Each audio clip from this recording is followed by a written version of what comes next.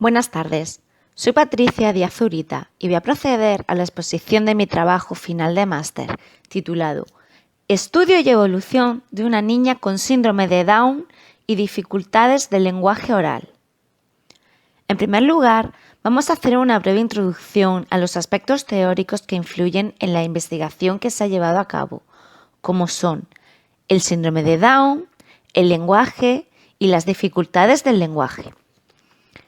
El síndrome de Down es el efecto de una anomalía cromosómica que se caracteriza por la presencia de un cromosoma extra en el par 21, razón por la cual también se le conoce como trisomía 21.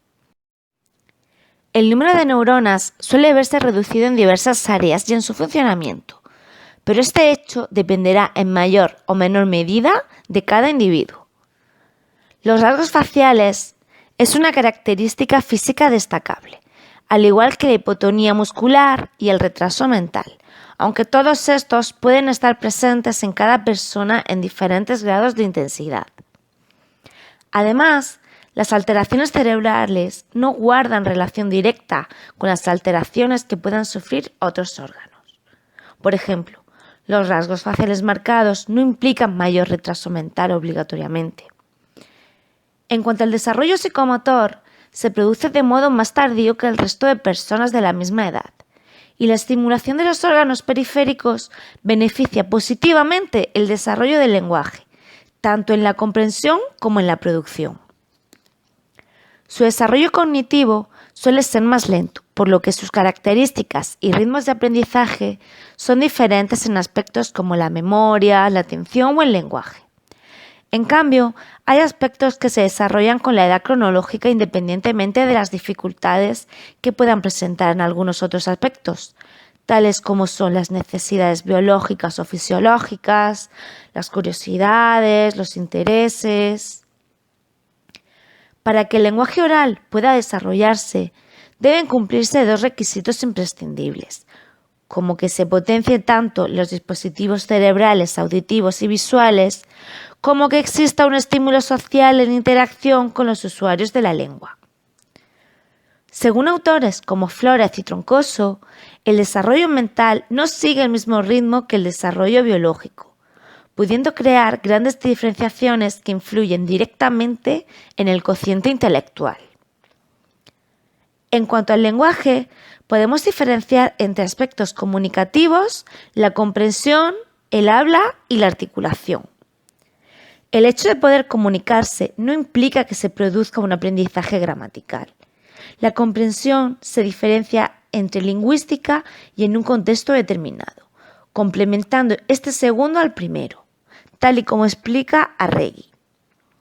El habla está compuesta por aspectos como el aire, las vibraciones sonoras, el sistema nervioso central y vegetativo y el sistema de resonancia. Y cualquier dificultad en alguno de estos aspectos implicará dificultades en el habla. Y la articulación se ve alterada normalmente en un 75% de los casos, haciendo que las emisiones sean inteligibles. Las dificultades del lenguaje se pueden deber a diferentes motivos, como por ejemplo, las alteraciones orofaciales, que pueden ser malformaciones congénitas de la zona craneofacial, la hipotonía muscular, la macroglosia o tamaño mayor de la lengua, o la estrechez del maxilar superior, entre otras. También pueden sufrir alteraciones auditivas como la pérdida auditiva leve o moderada, o algunos otros problemas auditivos fluctuantes. El déficit de atención puede influir, ya que se desarrolla ante situaciones con dificultades en la escucha, cuando hay una limitada atención auditiva o con la dificultad de la retención de la información. La memoria auditiva también se ve afectada. Se puede observar dificultades en el procesamiento secuencial auditivo, poca memoria auditiva de dígitos o frases, mayor dificultad de recordar cuanto más largas son las palabras o frases y verse afectada la comprensión sintáctica por las alteraciones de la memoria a corto plazo. El desarrollo fonológico se caracteriza por una correcta emisión de consonantes oclusivas y nasales, errores en las consonantes fricativas, africadas y líquidas, y la supresión de fonemas consonánticos finales, reducción de grupos consonánticos, sustituciones, omisiones o incluso simplificaciones. A continuación, vamos a ver el método llevado a cabo, el cual está compuesto por unos objetivos, metodología, participantes, instrumentos y procedimientos. Los objetivos que nos hemos establecido son: 1. Identificar las principales dificultades en el lenguaje oral del alumno con síndrome de Down. 2. Realizar una intervención específica a las necesidades personales del alumno en relación al lenguaje oral. 3. Evaluar la efectividad de la intervención llevada a cabo para el desarrollo y mejora del lenguaje oral en alumnos con síndrome de Down. La metodología hace referencia a que la investigación es un estudio de un caso. Se obtendrán resultados cuantitativos obtenidos a través de la comparación de los resultados de una evaluación inicial y una evaluación final, entre las que se desarrollará una intervención personalizada con el método Me gusta leer de Grana Down, además de la puesta en práctica de praxias bucofaciales. Los participantes de la investigación son principalmente la alumna María, cuyo nombre es ficticio para preservar la intimidad de la alumna, yo misma como profesional que orienta y desarrolla la intervención, y el resto del personal del centro escolar, como son el tutor, los maestros de PT, los psicólogos, etc. Que, aunque estos últimos no actúan directamente con ella, en la intervención que estoy desarrollando sí que tienen influencias sobre el aprendizaje de la alumna. María tiene síndrome de Down y a la edad de 7 años se encuentra escolarizada en el aula de 4 años, debido al desfase curricular de aproximadamente 2 años que presenta. Se realizan intervenciones con la alumna tanto dentro del aula ordinaria como en el aula individualizada, por lo que se considera que se encuentra matriculada en una modalidad B. La personalidad de María se caracteriza por tener un carácter fuerte, pero a la vez ser muy cariñosa. Y su familia está muy implicada en su desarrollo y aprendizaje, tanto dentro como fuera del centro. Su familia es bilingüe, puesto que su padre es angloparlante. Tienen un nivel socioeconómico medio-alto y María es el único caso de síndrome de Down que se ha desarrollado en la familia. Además, tiene una hermana melliza que no presenta ningún tipo de alteración.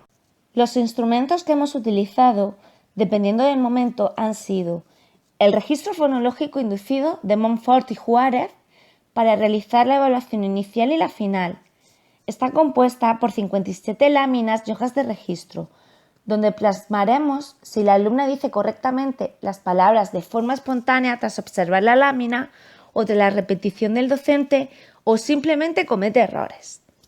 El método utilizado Me gusta leer de Grana Down, compuesto por 5 libros, de los cuales solo se ha trabajado el primero, principalmente por falta de tiempo, que se centra en la asociación de los dibujos con las palabras, cuya repetición hace practicar los diferentes fonemas y mejora en la articulación de algunos de ellos. El resto de libros asocia palabras iguales, palabras con frases, discriminación de artículos, o iniciación a la lectura silábica, son de niveles superiores al que se encuentra María, pero que con el tiempo y el trabajo se podrían trabajar todos ellos. Para la práctica de las praxias bucofaciales utilizamos espejos, donde María realizará articulaciones de los fonemas frente a los espejos, exagerando los movimientos y haciéndose consciente de los movimientos y formas de la boca, los labios y la lengua. En cuanto al procedimiento, siguiendo el cronograma, se comenzó pasando una evaluación inicial, donde se detectaron las dificultades que tiene María con la articulación de algunos fonemas, para a continuación proceder a la intervención con el método Me gusta leer, trabajando sucesivamente nuevas palabras que va aprendiendo a articular adecuadamente o mejor, según cada caso. De forma paralela, se realizaban praxias bucofaciales frente al espejo, complementándose unas actividades con otras.